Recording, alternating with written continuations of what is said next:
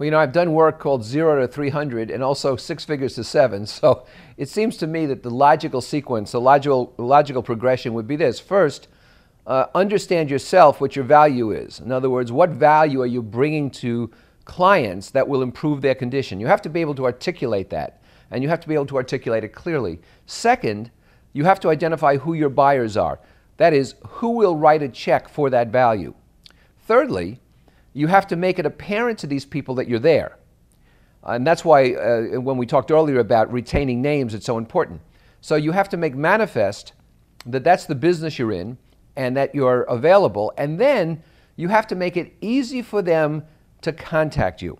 And that's why I talk about marketing gravity so much. So if you have a clearly and articulately defined value that improves the client condition, and you know who can produce a check for that value, you know where they live, so to speak, then you can create avenues so they can most easily reach you.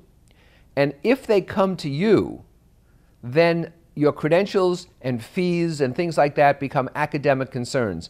Because the difference between you're knocking on a door and saying, I'm really good, will you use me? And they're knocking on your door and saying, I hear you're very good, will you take me on as a client? The difference between those two positions is huge. I wouldn't worry so much about the age, but I would worry about career progression, which is what you're really talking about. And the fact is, you have to look at this as a career, not as a job. And a career means that there are varying growth segments in it. I'll just give you an example or two. But you should be building a brand, examining the brand's potency and its worth and its impact, and modifying and changing the brand as necessary throughout your career. So some people never do it. Some people realize they have to get to it someday, and other people start young. But even when they're young and successful doing that, you have to modify the brand as you get older.